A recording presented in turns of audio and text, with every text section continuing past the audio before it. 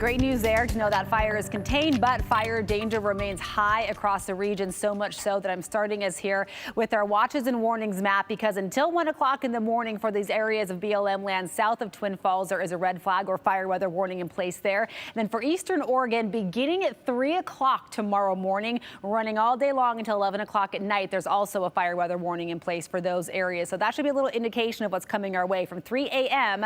until 11 p.m. on Friday. Fire weather warnings in place. And now we also have a flash flood watch that has been issued by the National Weather Service for the Boise and West Central Mountains. And of particular concern, recent burn scars like the Wapiti fire out near Stanley. If we get heavy enough rain, it can cause some debris flow. So that's the setup for tomorrow. We have also issued a first alert weather day for tomorrow because of expected impacts to your 4th of July festivities. I'm not calling it a washout of a day. I wouldn't cancel any of your plans, but I want you to be ready. So here's what we're looking at. Early in the morning, we'll likely have some rain and storms, nocturnal thunderstorms possible overnight tonight. A little break in the action midday, then it all ramps up again in the afternoon and evening. So we're talking damaging wind gusts potentially, brief but heavy rain, lightning and fireworks on top of dry fuel. So fire concerns very high tomorrow, and blowing dust could limit visibility at times. So biggest thing I want you to keep in mind, be weather aware and flexible with your plans tomorrow. Have a plan B in your back pocket to head indoors if these storms pop up, which they will quickly.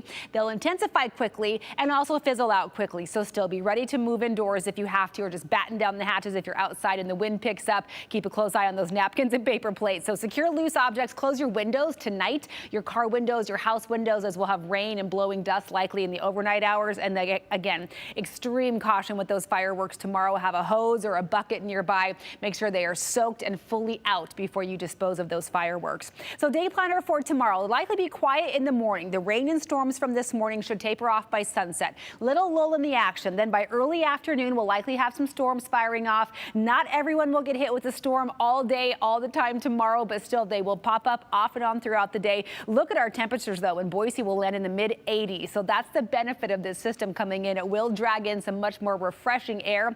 In fact, your fireworks forecast for tomorrow evening out of Ann Morrison will likely be in the low 70s at 10:15 tomorrow night, comfortably cool. And hopefully by 10:15, all of the active weather has wrapped up. In the mountains, though, it may hang on a little bit longer. All right, speaking of active weather, look at how things are rocking and rolling this evening. We've got storms firing off over the central mountains and over the Owyhees, trying to make their way into the Snake Plain, but likely a lot of this will fizzle out, except for those gusty outflow winds. You can see those areas of white. Those are those outflow boundaries, and so we could have some gusty winds to contend with off and on through this evening. And then we have another wave of energy that comes in overnight tonight, and then another round late tomorrow evening. So that's where we're seeing all these kind of isolated pop-up storms coming into the picture. All right, so tonight, yes, a couple storms possible across the Treasure Valley. Much more widespread rain and storm activity overnight into the early morning hours. This is 5 o'clock in the morning. That heavy rain will move into the mountains around 8 or 9 o'clock tomorrow morning. That's where those flash flood concerns come into play. We'll have a nice break in the action. I think morning parades tomorrow, things will be nice. The sunshine will come out, but then around 3 or 4 o'clock tomorrow afternoon, the storms fire up again, hopefully fizzling out by sunset, but we'll see how that all shakes out. Temperatures will land in those mid to upper 80s across the Snake Plain tomorrow, in the 70s up in the mountains. Enjoy the refreshing change, which holds on into Saturday, because after that, we heat up again, up near 100 by Monday. Triple digits look likely again Tuesday and Wednesday. We'll be right back.